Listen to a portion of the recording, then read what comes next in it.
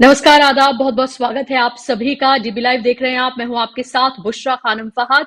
तो कल राजस्थान की वोटिंग तो संपन्न हो गई और देर रात तक लंबी-लंबी कतारें लगी हुई नजर आई। देर रात तक मतदान चलता रहा और इसीलिए अभी तक भी एग्जैक्ट फिगर वोटिंग की क्या है ये अभी तक भी आपको बताया नहीं जा सकता है। अभी तक के अगर आंकड़ों के मुताबिक हम आपको बात करें तो 74% यानी कि 74% वोटिंग अभी हुई है। लेकिन अभी भी रात तक का इंतजार आपको करना होगा और रात तक जो फाइनल फिगर है वो आपके सामने होगी, जिसका अंदाजा ये लगाया जा रहा है कि लगभग 75 से 76% तक हो सकती है। यानी कि पिछले बार की बनिस्बत ये 1% ज्यादा हो सकती है, 1 से 1.5% ज्यादा हो सकती है। इसको अगर हम देखें तो लोग अलग अलग तरीके से इसको बयान कर रहे हैं। राजनीतिक विश्लेषक जो हैं या फिर ग्राउंड पे जो रिपोर्टर्स जिन्होंने लगातार राजस्थान को कवर किया, उनका ये कहना है कि ऊंट किसी भी करवट बैठ सकता है। तो राजस्थान का इलेक्शन, पूरा का पूरा इलेक्शन शुरू से ही बेहद इंटरेस्टिंग नजर आया, बहुत दिलचस्प नजर आया। बहुत कुछ चीजें हैरान करने वाली, चौंकाने वाली सामने आई और अभी भी वोटिंग के बाद भी राजस्थान का जो इलेक्शन है वो अभी भी हमें चौंका रहा है। क्योंकि अमूमन ये देखा गया जब मध्य प्रदेश या छत्तीसगढ़ में वोटिंग हुई तो उसके बाद तकरीबन ये समझ में आने लगा कि किसकी तरफ ये बयार जो है वो बह रही है और नतीजे किसके फेवर में आ सकते हैं। लेकिन राजस्थान में अभी भी लग रहा है कि कुछ भी कहा नहीं जा सकता है। अगर ट्रेडिशनल सेटअप के हिसाब से बात करें तो ये माना जाता है कि एंटी इनकम्बेंसी अगर हो रही हो सरकार की तब वोटिंग परसेंटेज ज्यादा होती है, सरकार के खिलाफ वोट होती है। लेकिन कई जगहों पर हमने देखा है, खासतौर पर पश्चिम बंगाल का एग्जाम्पल मैं यहां पर आपको देना चाहूंगी, क्योंकि पश्चिम बंगाल मैंने खुद पूरा कवर किया और वहां पर प्रो इनकम्बेंसी नजर आई। यानी कि ममता बनर्जी के फेवर में लोगों ने पिछली बार से ज्यादा बढ़ चढ़कर वोट किया। तो इस तरह के एग्जाम्पल्स भी हमारे सामने मौजूद हैं। तो क्या ओपीएस या फिर चिरंजीवी योजना, वेलफेयर स्कीम्स जो अशोक गहलोत की रही और पिछले 1-1.5 साल में जिस तरह से उसका प्रचार प्रसार किया गया, जिस तरह से डोर टू डोर कैंपेन की गई, लोगों तक इसको पहुंचाया गया, लाभार्थी सामने निकल कर आए, क्या इसका फायदा अशोक गहलोत को मिल रहा है या फिर वसुंधरा राजे को साइडलाइन करके नरेंद्र मोदी ने अपने आप को चेहरा बनाया राजस्थान का। उनकी गारंटी उनके चेहरे पर, उन्होंने चुनाव लड़ा, पूरी तरीके से राजस्थान के चुनाव का ध्रुवीकरण किया गया, सांप्रदायिकरण किया गया और 3-4 सीटें ऐसी हैं जहां से मुस्लिम कैंडिडेट जहां खड़े थे वहां से भारतीय जनता पार्टी ने हार्डकोर हिंदुत्व चेहरे जो हैं वो खड़े किए और उन जगहों पर, उन सीटों पर खासतौर पर जो वोटिंग परसेंटेज है वो अभूतपूर्व रहा है और दोनों तरफ से बताया जा रहा है कि दोनों ही कम्युनिटी के लोगों ने बढ़ चढ़कर वोटिंग की है। तो क्या भारतीय जनता पार्टी कहीं ना कहीं कुछ सीटों पर पोलराइज करने में कामयाब रही है? इन तमाम सवालों के जवाब तो मैं 3 दिसंबर को मिलेंगे, लेकिन अभी भी मेरे साथ जो खास मेहमान जुड़ने वाले हैं उनसे हम ये सब कुछ जानेंगे, क्योंकि वो राजस्थान की राजनीति के से नस नस से एक तरह से वाकिफ है, बहुत बारीकी से उन्होंने राजस्थान के पूरे सिलेक्शन को देखा है और लगातार हमारे वो गेस्ट भी रहे हैं। मैं इंट्रोड्यूस कराना चाहूंगी, मैं तारुफ आपका कराना चाहूंगी अनिल शर्मा जी से, सीनियर जर्नलिस्ट, जाना माना चेहरा। लगातार आप उनको देखते रहे हैं मेरे प्रोग्राम में भी और बाकी तमाम डिजिटल प्लेटफॉर्म पर भी। अनिल जी, बहुत बहुत स्वागत आपका। अनिल जी, क्या फिलहाल जो राजस्थान का इलेक्शन है वो हर दफा जो है वो चौंका रहा है। इलेक्शन कैंपेन से लेकर जिस तरह का वोटिंग परसेंटेज रहा वो सब कुछ चौंका रहा है। 74% अब तक की फिगर है, लेकिन ये बताया जा रहा है कि रात तक जो फाइनल फिगर आएगी वो और बढ़ सकती है। तो क्या बताती है ये फिगर और क्या लग रहा है अभी फिलहाल की अगर हम बात करते हैं, क्या ग्राउंड से रिपोर्ट आ रही है आपके सामने? दो चीज बड़ी विजिबल हैं बुशरा जी। आप देखें तो राजस्थान क्या ऊंटों का प्रदेश है वैसे भी, तो ऊंट किस करवट बैठेगा ये तो मैं नहीं बता सकता, क्योंकि वो उसकी करवट ही नहीं पता वो किस करवट बैठेगा। ये मैं आपको बता सकता हूं कि कोई ना कोई मुझे लगता है अंडर करंट है और बड़ा साइलेंट है। वो अंडर करंट किसको फेवर कर रहा है? क्या वो अशोक गहलोत की पॉलिसीज को फेवर कर रहा है या हमारा पूरा स्टेट ध्रुवीकरण की राजनीति को फेवर कर रहा है? ये बताना बड़ा मुश्किल है। मैं ये जानता हूं, मैं जयपुर रहता हूं, यहां पर मुझे लगता है ध्रुवीकरण ने कुछ ना कुछ काम करा है, कुछ एरियाज में, मैं नहीं हम्म। बोलूंगा सब जगह, कुछ एरियाज में स्पेसिफिकली काम करा है। क्या ये पूरे राजस्थान में ऐसा फैला है? आपने बिल्कुल सही कहा। तिजारा की वोटिंग परसेंटेज देखिए, जहां पे बाबा बालकनाथ और इमरान के आपस में लड़ाई है, कंटेस्ट है, वहां पे वोटिंग परसेंटेज बहुत हाई है, करीब 85 के आसपास है। ऐसे ही पोखरन, जहां पे साले मोहम्मद और क्या नाम है उनका, नाम भूल रहा हूं, प्रतापपुरी ऐसा कुछ नाम है, जो खड़े हैं, वो भी मेहनत हैं, वहां भी करीब 85-86% है। तो ये जो परसेंटेजेस हैं, ये एक तरफ एक चीज तो दिखा रही है कि शायद ध्रुवीकरण ने कई कई एरियाज पे काम करा है। क्या हम्म। अशोक गहलोत की पॉलिसीज इतनी सशक्त थी कि वो पोलराइजेशन को बीट कर पाई हैं? ये चुनावों के बाद पता लगेगा बुशरा जी। आज की तारीख में बताना बहुत मुश्किल है, आपको बताता हूं मैं। पर मेरा मानना यह है कि कोई ना कोई अंडरकरंट है। इतनी बड़ी पोलिंग होना कोई छोटी बात नहीं है। क्या ये प्रो इनक्यूमेंसी हम्म। है, क्या ये एंटी इनक्यूमेंसी है, ये आपको पता लगेगा आफ्टर इलेक्शन। बट एक चीज मैं आपको बोलूंगा, आप बीजेपी में बात करिए या आप कांग्रेस में बात करिए, आपने भी सुना हम्म। होगा, एक वीडियो बहुत वायरल हुआ था जिसमें वो अमित शाह के कान में जाके बोल रहे हैं, आप अशोक गहलोत सचिन पायलट का नाम मत लीजिए, नहीं तो ये नाराज हो जाएगी जनता। इसका मतलब सीधा सा हम्म। ये, अशोक गहलोत इमर्ज हुए एक ऐसे लीडर के तरह से जिनको शायद राजस्थान में ऐसा कोई सीएम नहीं हुआ। मतलब बीजेपी वाले भी इस चीज को एक्सेप्ट कर रहे हैं। आपने वीडियो लगा दिया, अच्छा करा। वही बीजेपी वाले भी ये एक्सेप्ट कर रहे हैं कि अशोक गहलोत जो है, उनका जो स्टेचर है वो काफी बड़ा है और उनसे पंगा मत लो। अगर फेस टू फेस लड़ाई होगी तो अशोक गहलोत इलेक्शन निकाल सकते हैं।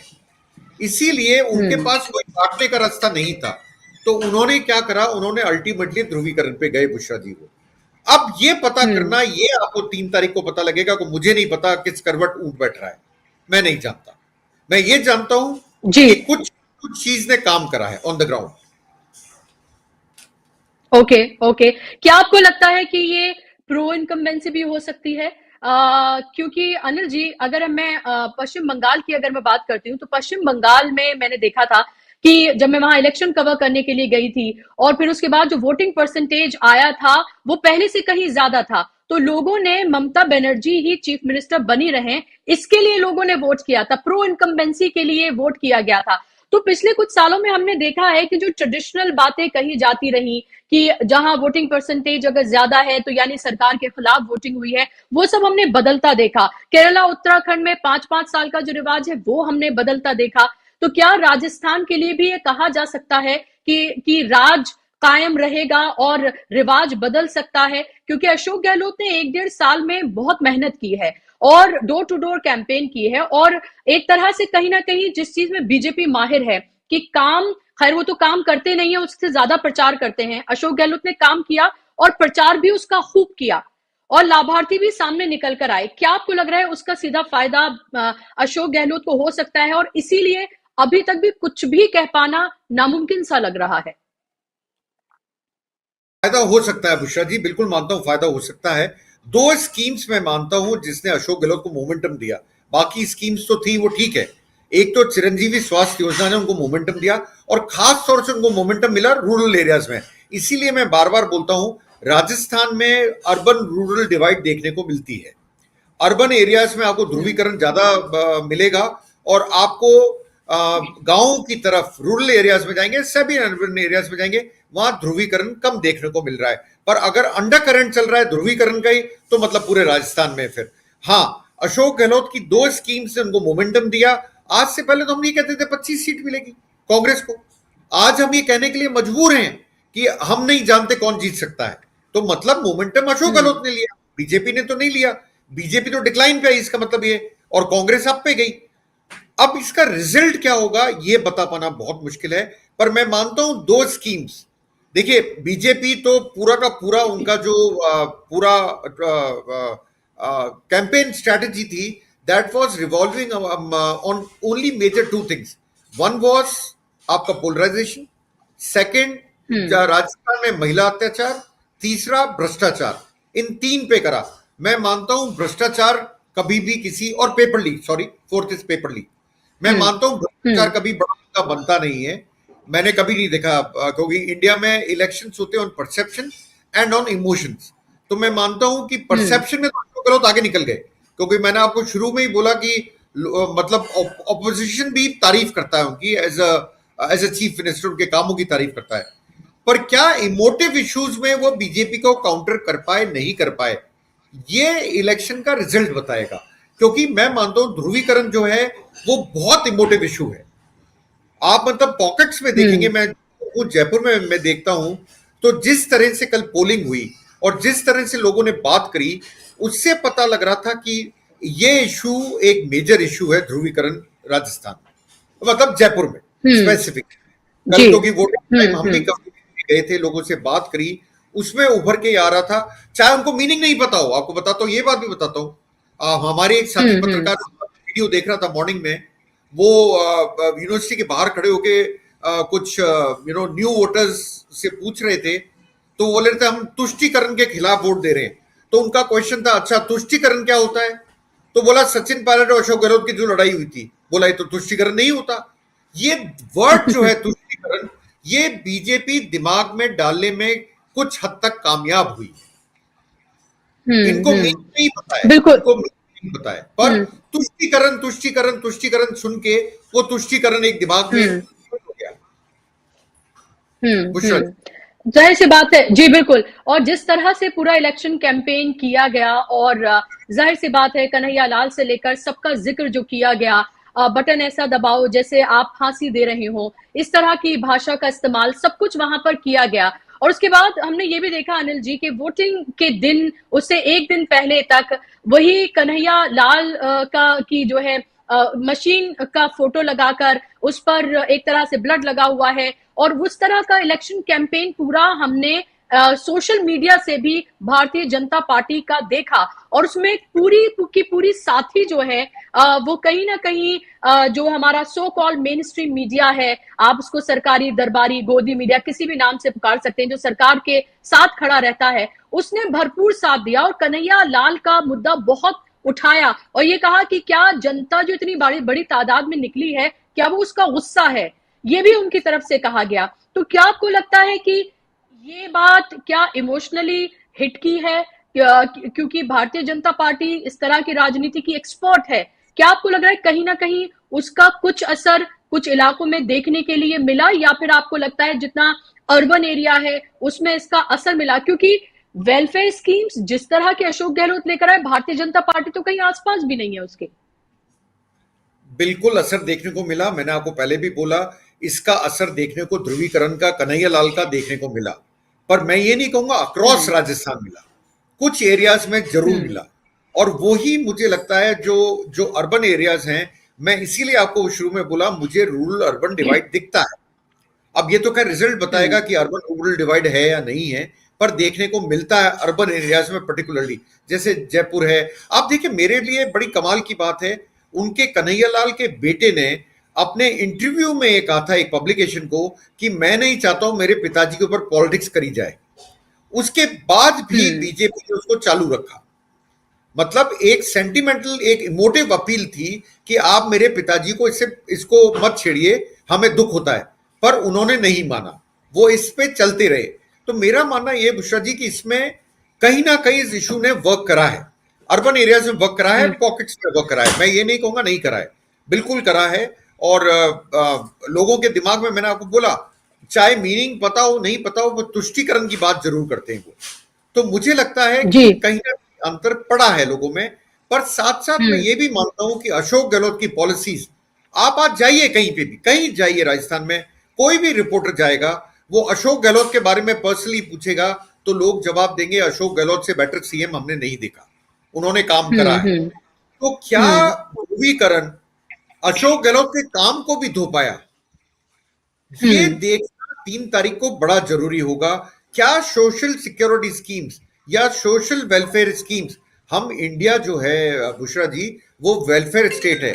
उस वेलफेयर जी स्टेट के अंदर आपको सबको कुछ ना कुछ देना होता है। तो क्या हम्म अशोक गहलोत के स्कीम्स ओवरराइड कर पाई हैं नहीं कर पाई हैं पोलराइजेशन को, ये 3 तारीख बताएगा। चुनाव का रिजल्ट क्या है आज की तारीख में मैं बताऊं आपको, अगर कोई क्लेम करता हो मुझे पता है, तो मैं नहीं मानूंगा। मुझे नहीं लगता जी। किसी को पता है कि कौन जीत रहा है कौन हार रहा है, पर यह मैं जानता हूं ध्रुवीकरण का असर पॉकेट्स में दिखता है, और इसीलिए वोटिंग परसेंटेज आपको जो बढ़ा हुआ दिख रहा है, क्योंकि दोनों की तरफ से वोटिंग काफी ठीक ठाक हुई है। और मैं ये मानता हूं हम्म। अब ये प्रो इंक्यूमेंसी है जो आपने बंगाल का एग्जाम्पल दिया, या एंटी इंक्यूमेंसी है, ये तो देखिए 3 तारीख को पता लगेगा। पर मुझे लगता है अभी भी ये कांटे की टक्कर है, और कांटे की जी। टक्कर मेरा बोलने का रीजन एक ही है कि मुझे लगता है रूरल एरियाज में शायद अशोक गहलोत की पॉलिसीज ने असर डाला है। शायद, मैं शायद हम्म। कह रहा हूं, क्योंकि अगर अंडर जी। करंट है तो फिर मान के चलिए पूरा राजस्थान स्वीप हो गया और एक पार्टी बिल्कुल मेजोरिटी से ऊपर निकल जाएगी, फिर तो हमारे पास कुछ बोलने के लेकिन लिए नहीं है। जी, लेकिन क्या आपको ऐसा लगता है, क्योंकि कल से मैं देख रही हूँ लगातार, और कई आर्टिकल्स वगैरह भी मैंने पढ़े और मैंने देखे, उसमें कहीं ना कहीं ये है कि जिस तरह का वोटिंग परसेंटेज है, ये बिल्कुल भी हंग असेंबली की तरफ तो बिल्कुल नहीं जाता है। जिसकी तरफ भी वोट किया गया है वो एक तरह का क्लीन स्वीप है, या तो बीजेपी के लिए किया गया है या कांग्रेस के लिए किया गया है, ये तो अभी कह पाना मुश्किल है। कांटे की टक्कर शुरू से कहा जा रहा है, इंटरेस्टिंग शुरू से राजस्थान का इलेक्शन बना हुआ है, लेकिन अभी भी लोगों का ये कहना है कि ये एक तरफा वोटिंग हुई, लोगों ने तय करके वोट किया है, कोई कंफ्यूजन नहीं है उनके दिमाग में। आप ऐसे एग्जाम्पल देता हूं, मैं अपना एग्जाम्पल देता हूं आपको। मैं गया था, मुझे I took only a minute to give my vote. क्यों? क्योंकि जो हम्म। मेरे से पहले लोग थे वो जाके सीधा बटन दबा रहे थे। मतलब it hmm. Is kind of a decisive vote. ये हम्म। सिर्फ एक तरफ जा रहा है। अब वो कौन सी तरफ है उसको गैस करना मुश्किल है। आपने बिल्कुल सही कहा, हंग असेंबली मुझे इस पीरियड में नजर नहीं आती। हंग असेंबली अगर अगर प्रो इनकम्बेंसी भी है और ध्रुवीकरण भी है एरियाज पॉकेट्स में, हम्म। तब मैं मान सकता हूं कि जो अदर्स खड़े हुए हैं उनकी इंपॉर्टेंस आएगी। पर आज की तारीख हम्म। में आपने जो बोला मैं एग्री करता हूं पूरा, कि ये डिसिसिव वोट था। आदमी सोच के आए थे पहले से कि मेरे को किसको वोट देना है और किसको जिताना जी। है। दो और इसीलिए फैक्टर्स की यहाँ पर बात कर लेते हैं जी। दो और फैक्टर्स की यहाँ पर बात कर लेते हैं। सबसे पहले अगर कांग्रेस की मैं बात करती हूँ, तो सचिन पायलट की यहाँ बात करना बेहद जरूरी है। क्या आपको लग रहा है ये नाराजगी और ये तमाम चीजें जो थी, और लेट इसको किया गया, अगर ये थोड़ा पहले नाराजगी को दूर कर लिया गया होता, ये जो पिक्चर्स फोटो ऑप जो हुआ, जो ये दिखाया गया कि कांग्रेस बिल्कुल बिखरी नहीं है, सचिन पायलट अशोक गहलोत बिल्कुल साथ हैं, अगर ये इलेक्शन से कुछ पहले 2-3 महीने पहले शायद अगर कर लिया गया होता, तो आपको लग रहा है इसका फायदा ज्यादा होता? ये इसमें भी क्या कोई देरी हुई, ये आपको लगता है? मैं दो चीजों में कांग्रेस की तरफ से देरी मानता हूं। एक तो सचिन पायलट एपिसोड में, और दूसरा हम्म। मैनिफेस्टो रिलीज करने में। दो चीजों में हम्म। कांग्रेस ने देरी करी। आप देखिए मैनिफेस्टो भी 4 दिन पहले रिलीज हुआ है पोलिंग से। 4 दिन में आप चाहते हैं कि जनता उसको पढ़ ले समझ ले, वो हो नहीं सकता। ये कांग्रेस की बहुत हम्म। बड़ी कमजोरी रही। दूसरा मेरा मानना है कि सचिन पायलट का जो वीडियो अशोक गहलोत ने अपने प्राइवेट ट्विटर हैंडल से डाला, उसमें भी थोड़ी देर करी गई। वो एक दिन पहले आया, हम्म। उसको आना चाहिए था 3-4 दिन, कम से कम हफ्ता भर पहले। तो मैं मानता हूं वोटर्स 4 दिन पहले 3 दिन पहले अपना मन बना चुके होते हैं मेरे को किसको वोट देना है। तीसरी बात हम्म। बताता हूं, कांग्रेस की कमजोरी एक जगह और दिखती है, उनके पार्टी वर्कर्स में। मैं एंथुजियाज्म ज्यादा नहीं देखता हूं, मैं लेजीनेस ज्यादा देखता हूं उनमें। ये 3 हम्म। मेजर फैक्टर्स हैं जो कांग्रेस के अगेंस्ट जाते हुए मुझे नजर आते हैं। चौथा, आपने राजस्थानी अस्मिता की बात करी, आपने हम्म। सोशल मीडिया पे ऐड डाला, दिल है राजस्थानी। ये काम करता, ये जरूर काम करता, पर आपने उसको भी डिले करा। आपने उसको 2 दिन पहले लाया इलेक्शन से।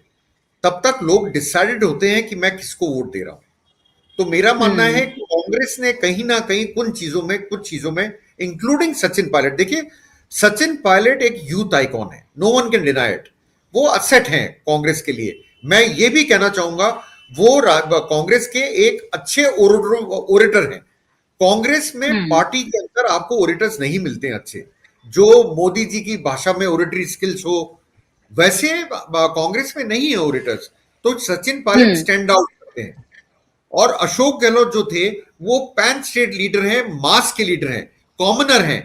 तो इन दोनों का आपस में मिलना, मैं मानता था फॉर्मिडेबल फोर्स होता, प्रोवाइडेड ये चीज पहले आ गई होती थोड़ा। तो इसमें भी देर करी। हम्म। तो आपको मैंने 3-4 चीजें बताई जहां मुझे लगता है कांग्रेस ने लैग करा और बीजेपी ने जी। गेन करा। आप मैनिफेस्टो और किस चीज कर रहे थे, इतना टाइम क्यों लिया आपने मैनिफेस्टो में? जी, और आप क्या बीजेपी का इंतजार कर रहे थे कि वे उनका संकल्प पत्र आएगा और फिर आप कहेंगे? क्योंकि आप तो 500 रुपए का सिलेंडर पहले से ही दे रहे हैं, 25 लाख रुपए का आप फ्री इलाज आप चिरंजीवी योजना के तहत आप करवा रहे हैं। ऑलरेडी जो आपकी वेलफेयर स्कीम्स हैं वो लंबी चौड़ी हैं, 7 गारंटीज पहले से ही दी गई हैं। तो ऐसे में वेट करना जाहिर सी बात है कि उतने बड़े पैमाने पर शायद हो सकता है लोगों के बीच में ना पहुंचाओ कि कांग्रेस ये कह रही है कि 400 रुपए का सिलेंडर जो है वो दिया जाए। इसमें मैं आऊंगी, लेकिन अनिल जी, वसुंधरा राजे फैक्टर भी बेहद महत्वपूर्ण है।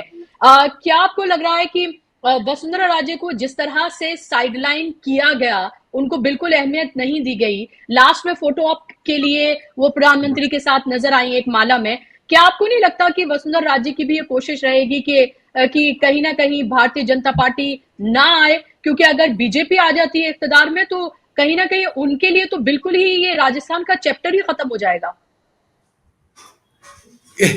बड़ा बड़ा हार्ड क्वेश्चन है, very tough question to answer.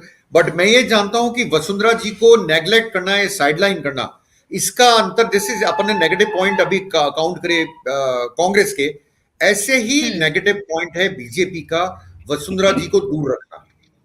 ये बहुत बड़ा नेगेटिव पॉइंट है बीजेपी के लिए। मैं जानता हूं 50 से ज्यादा सीटों पे उन्होंने कैनवेसिंग करी, पर वो सीटें थी जहां उनके लॉयलिस्ट या सपोर्टर्स को टिकट मिला था। 50 सीटों पे, वो 50 से थोड़ा ज्यादा होगा फिगर, वहां पे उन्होंने कैनवेसिंग करी, पर क्लियरली दिख रहा था कि वसुंधरा जी को साइडलाइन करा जा रहा है। इसका ये नेगेटिव है for BJP, very negative point, because Vasundhara जैसा नेता उनके पास कोई नहीं है राजस्थान में, उनके स्टेचर के बराबर कोई नेता नहीं है। First negative point of BJP is this. मैं अभी सिर्फ दोनों की नेगेटिव बातों बात कर रहा हूं। दूसरा नेगेटिव पॉइंट ये था बीजेपी का, उनका पूरा चुनाव की campaigning and canvassing was more, मतलब मैं बोलूंगा बिखरी हुई थी। मतलब ऐसा लग रहा था कि सिंह के अंदर कभी कोई बर्तन डाल दिया, कभी कोई बर्तन डाल दिया, सबको मिला लो, एक चीज बना लो। कन्हैया लाल से शुरू हुए, आखिर में आपने प्रधानमंत्री गुजरों पे आ गए, राजेश पायलट पे आ गए। तो आप देखिए, यू स्टार्टेड विद ध्रुवीकरण, then you went around to Sanatan, फिर सनातन से आपने तीसरा स्टेप लिया, और आते आते आप चौथे स्टेप में जब एंड में आए तो आपको राजेश पायलट और सचिन पायलट याद आ गए। उनका भी बहुत ही पुअर कैंपेन स्ट्रेटेजी थी आपके बीजेपी की, और इसका फायदा कांग्रेस को कहीं ना कहीं मिलना चाहिए, क्योंकि वो एक इकट्ठा नहीं लग रहा था, बिखरे बिखरे लग रहे थे बहुत सारे स्टेटमेंट उनके। और प्रधानमंत्री भी, मैंने उनकी स्पीचेस देखी, पहले भी कवर करी हैं, अब के भी मैं सुन रहा था उनकी स्पीचेस। प्रधानमंत्री में भी आपके, जिसे बोलते हैं ना, जिस ताकत से वो बोलते हैं, ओरेटर, जिस ताकत से वो अपनी बातों को उठाते थे, अब के वो थोड़ा धीमे थे। उसका कारण क्या था मैं नहीं जानता हूं। और रोड शो भी उनका था, उन्होंने जल्दी कर्टेल कर दिया, शायद इसलिए करना पड़ा क्योंकि रिक्वायर्ड जितना उनका एस्टिमेशन था, मैं ये नहीं कहूंगा भीड़ कम थी, भीड़ ठीक ठाक थी, शायद उनके एस्टिमेशन के हिसाब से कम थी, इसलिए वो उसको कम करके निकल गए।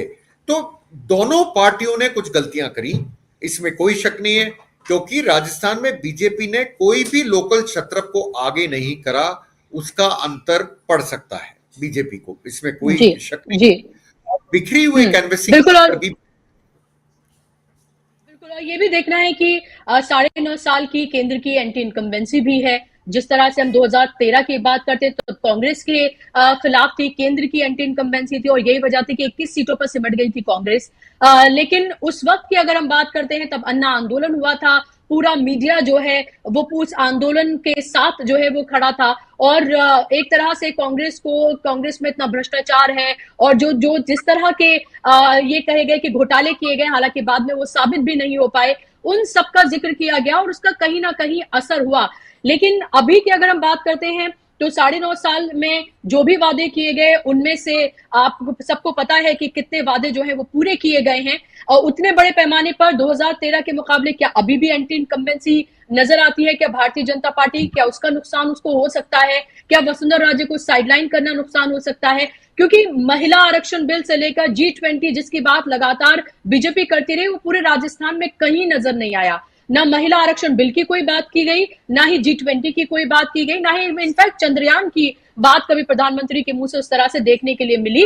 तो पूरा इलेक्शन कैंपेन अलग तरीके से किया गया। क्या आपको लगता है अनिल जी, ये राजस्थान के बारे में ये माना जाता है कि भारतीय जनता पार्टी जैसी जो पार्टी है उसके भी मेरे ख्याल से 4 एमएलए जो है मुस्लिम रहे। इस बार तो एक को भी टिकट नहीं दिया गया, उनके टॉलेस्ट लीडर यूनुस खान को टिकट नहीं दिया गया। तो क्या आपको ये लग रहा है कि इस बार भारतीय जनता पार्टी ने पूरा डिसाइड कर लिया था कि इस राज्य में उस तरह का सांप्रदायिकरण नहीं किया गया है और यहाँ उसने एक तरह का एक्सपेरिमेंट किया? हरियाणा से जाहिर सी बात है राजस्थान का बॉर्डर लगता है और हरियाणा में जो कुछ हुआ, क्या आपको लगता है इन सब चीजों का असर और एक तरह से इस बार ध्रुवीकरण की प्रयोगशाला के तौर पर इस्तेमाल किया गया राजस्थान को एक नए स्टेट में? क्योंकि सिर्फ 9% वहां पर मुसलमान हैं, 88.5% तो वहां पर हिंदूज हैं। बिल्कुल सही कह रहे हैं बुशरा जी। ये ट्रायल है, और ट्रायल हरियाणा के लिए भी नहीं है। मैं बताऊं आपको, ये इन्होंने ध्यान रखा है 2024 इलेक्शन कि क्या ये जनरल इलेक्शन जो है, लोकसभा इलेक्शन जो है, क्या ये मुद्दा उसमें भी वर्क करेगा नहीं करेगा। और असेंबली में ये मैं मानता हूं बीजेपी शायद इसके लिए, जो लीडरशिप थी इसके लिए भी तैयार थी, हम हार जाएं, पर इसको हम टेस्ट करके देखते हैं क्या। अब मैं अल्टीमेटली ये बोलूंगा, इस टेस्ट में कई जगहों पे वो कामयाब हुए राजस्थान में। मैं बिल्कुल डिनाई नहीं करूंगा कि वो कामयाब नहीं हुए, कामयाब हुए। आपका कहना बिल्कुल ठीक है, 9% है, और वो भी स्कैटर्ड है। 9% ऐसा नहीं है कि एक एरिया में ही 9% रहते हो, बड़ा स्कैटर्ड है। आपको बॉर्डर एरियाज में मिलेंगे, आपको जयपुर में मिलेंगे, आपको तिजारा में मिलेंगे, मतलब अलवर मेवात रीजन में मिलेंगे, कुछ एरियाज में है और कुछ एरियाज में नहीं है मुस्लिम पॉपुलेशन। तो कोशिश यही करी गई है बीजेपी की तरफ से। मैं हरियाणा को बाद में लूंगा, पहले उनकी नजर है क्या 2024 में यह मुद्दा काम करेगा नहीं करेगा। क्यों, उनके पास एक ही इशू है, मेजर इशू है ध्रुवीकरण करना, पोलराइजेशन। ये मैंने आपके बड़े ध्यान से देखा, और देखने के बाद मैं आपको बता सकता हूं, मैंने आपको मुद्दे गिना दिए कि बीजेपी ने क्या क्या चीजें उठाई और किस पे वो बैंक कर रहे हैं। उसमें से सबसे बड़ा जो था वो ध्रुवीकरण था। और ध्रुवीकरण का मैं मानता हूं राजस्थान एक बहुत अच्छा टेस्टिंग ग्राउंड मिल गया उनको, जहां पे मुस्लिम मुस्लिम पॉपुलेशन कम है। क्या वहां पे भी ये मुद्दा वर्क करेगा नहीं करेगा, ये देखने वाली बात जी। होगी। ये चुनाव बताएंगे। और आपको एक चीज और बताता हूं, इसमें ऐड करूंगा। हम्म। हम्म। हाइपोथेटिकली अगर अशोक गहलोत जीतते हैं, हाइपोथेटिकली, तो मैं बताता हूं 2024 का चुनाव जो है उसमें अशोक गहलोत एक हीरो बन के निकलेंगे, और सारे स्टेट्स ऑपोजिशन पार्टीज को फॉलो करना पड़ेगा राजस्थान मॉडल, क्योंकि बिल्कुल, उनके भी समझ क्योंकि आएगा कि वेलफेयर स्कीम्स ध्रुवीकरण को मात दे सकती है, एक तोड़ जी मिलेगा बिल्कुल, उनको। और इसी की लड़ाई भी है।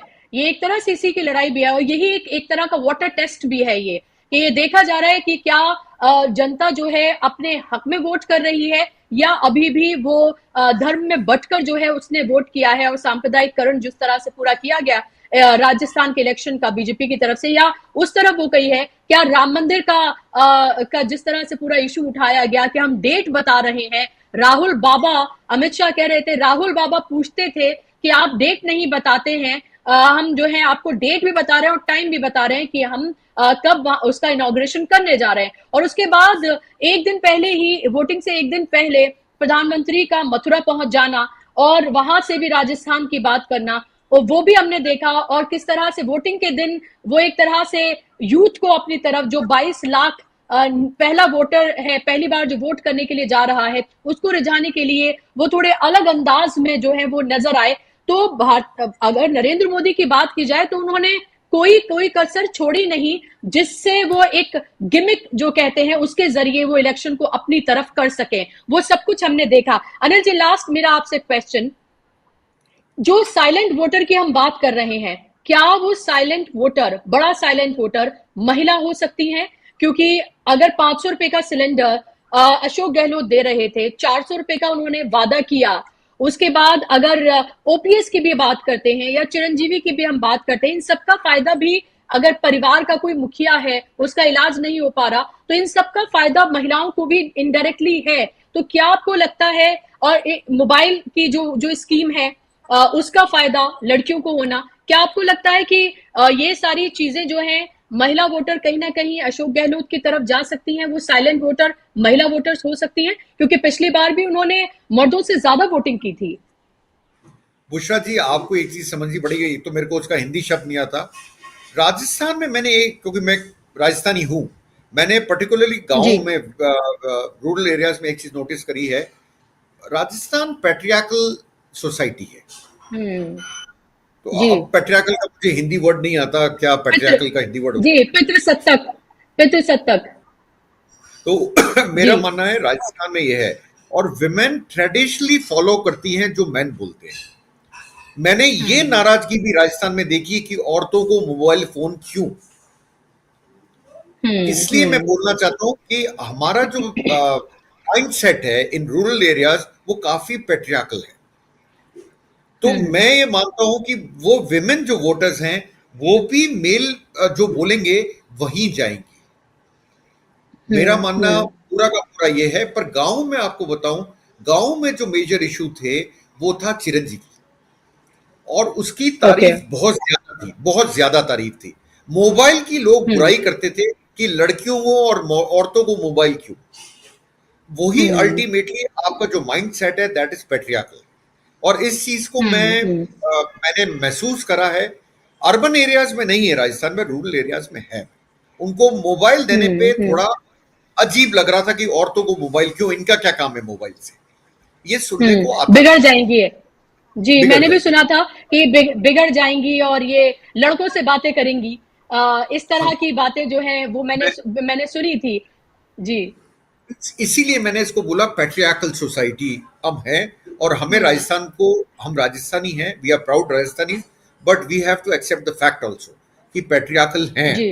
रूरल एरियाज में पैट्रियार्कल हम्म। हैं, क्योंकि मोबाइल फोन पे काफी मतलब लड़कियां खुश थी, आपको बताऊं, औरतें खुश थी, पर जो मेल थे वो नाराज थे, काफी नाराज थे। और मैं मानता हूं ट्रेडिशनली राजस्थान में विमेन फॉलो मेन, वो जो बोलते हैं that is hmm. Absolutely correct. अब आपने एक बात करी 22 लाख वोटर्स की, 22 लाख न्यू वोटर्स हैं, उसमें एक बड़ा प्रॉब्लम था।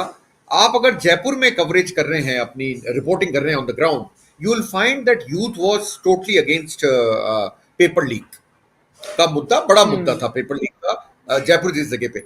जैसे ही आप शेखावटी की तरफ जाते हैं, वहां पे अग्निवीर बहुत बड़ा मुद्दा था। और मुझे लगता है हम्म। कांग्रेस ने अग्निवीर को मुद्दा नहीं बना के भी गलती करी। जब हमें पता हम्म। था, कांग्रेस ने क्यों नहीं करा। कुछ गलतियां हम्म। कांग्रेस से हुई इस इलेक्शन में, कुछ गलतियां बीजेपी से हुई, दोनों से हुई। पर हम्म। मेरा मानना है, जब आप बोलते हैं ना कि 400 रुपए का सिलेंडर मिलेगा, औरतों को उससे खुश होंगे, यहां आपको कई भक्त ऐसे भी मिलेंगे जो आपको बोलेंगे 1000 रुपए का पेट्रोल हो गया, कोई बात नहीं, हम मोदी जी को वोट देंगे। वो एक सेट जो हम्म। परसेंटेज है, मोदी जी को सिर्फ उसके ऊपर जाना है, क्योंकि एक सेट परसेंटेज उनको बहुत ज्यादा लाइक करती है। वो बिल्कुल भी नहीं हम्म। सुनना चाहते कोई बात। वो करीब मैं मानता हूं 18 से 20% के आसपास है आज की तारीख में। तो मोदी जी को सिर्फ 20% वोट और चाहिए राजस्थान में जीतने के लिए, 20-22%। वो जी। उनके एक फिगर में जाता हुआ दिखता है, क्योंकि वो जो आदमी कह रहा हूं मैं 1000 रुपए का भी खरीद लूंगा, क्या हो गया पेट्रोल, हम्म। हमारा देश तरक्की कर हम्म। रहा है। उनसे पूछिए आप कि साहब क्या तरक्की हुई 9.5 साल में? नहीं, हम्म। हिंदू हैं हम बच गए। तो वो जो चीजें हैं उन्होंने भी रोल प्ले करा है। इसलिए आज की तारीख में मैं इसको बताने में मेरे लिए बड़ा मुश्किल है कौन जीत रहा है कौन हार रहा है। क्योंकि एक तरफ Ashok Gehlot as a person बहुत तारीफ है, cutting across party lines, cutting across party lines hmm. बहुत तारीफ है, उनके कामों की बहुत तारीफ है, ग्राउंड पे बहुत तारीफ है। पर अल्टीमेटली आदमी आके शायद ये बोलने लग जाता है कि आ, वो तो ठीक है पर हिंदू खतरे में है। जी। वो जो जी। चीजें, क्या उसने उसने ज्यादा रोल प्ले करा, या अशोक गहलोत अपनी स्कीम से उसको काट पाए। ये टेस्ट अशोक गहलोत के हम्म। लिए नहीं है, मैं वापस बोलूंगा, मैं ये हमारे लिए नहीं है, ये पूरे देश के लिए है, जो निगाहें गड़ाए बैठा है राजस्थान पे कि क्या ये स्कीम्स ध्रुवीकरण को काट सकती हैं या नहीं काट सकती हैं, ये देखना है। और ये बिल्कुल। 3 तारीख को पता लगेगा। जी, बिल्कुल। और 3 तारीख को पता चलेगा। 3 तारीख को बहुत कुछ पता चलने जा रहा है। 3 तारीख को ये जीत और हार ये तो पता चलेगी किस पार्टी की रही किसकी। लेकिन 3 तारीख को ये भी पता चलेगा कि जनता क्या सोचती है, उसको क्या चाहिए। उसको अपनी थाली में खाना चाहिए, उसको अपने घर में रोजगार चाहिए, उसको अपने घर में नौकरियां चाहिए, उसको सामाजिक बराबरी चाहिए, उसको फ्री इलाज चाहिए जो वो शायद कभी ना करा पाए। 25 और 50 लाख 50 लाख एक बहुत बड़ी रकम होती है। अगर कोई अपर मिडिल क्लास भी हो तो उसके लिए भी बहुत मुश्किल होता है 50 लाख की रकम जुटा पाना इलाज के लिए। तो ये, और दूसरी तरफ हमने वही तमाम मुद्दे देखे जो ना तो आपके घर में रोजगार लेकर आएंगे, ना नौकरी लेकर आएंगे, ना आपकी थाली में खाना लेकर आएंगे, ना आपको सस्ता सिलेंडर देंगे, ना आपको फ्री इलाज देंगे। तो ये तमाम चीजें देखनी है। और अभी से ये भी लग रहा है कि अशोक गहलोत की स्कीम्स कितनी कारगर हो रही है कि ओपीएस को लेकर अमित शाह को बोलना पड़ता है। और कहीं ना कहीं ये भी सुगबुगाहट है कि 2024 से पहले भले ही बीजेपी जीत जाए राजस्थान का इलेक्शन एक हाइपोथेटिकल कंडीशन में, लेकिन ये भी कहीं ना कहीं है कि कुछ स्कीम्स राजस्थान में अशोक गहलोत की इतनी कामयाब रही हैं कि आप देखिएगा कि हो सकता है नया गिलाफ या नया उस पर पेपर चढ़ाकर मोदी जी 2024 में उसको कुछ ना कुछ किसी नए नाम से लेकर आए, जैसे वो कांग्रेस की तमाम स्कीम्स को करते रहे हैं। ये देखना बेहद महत्वपूर्ण होगा। अनिल जी, बहुत बहुत शुक्रिया आपका समय देने के लिए और हमारे साथ जुड़ने के लिए। शुक्रिया आप तमाम दर्शकों का भी कार्यक्रम का हिस्सा बनने के लिए। आज के लिए बस इतना ही। नमस्कार।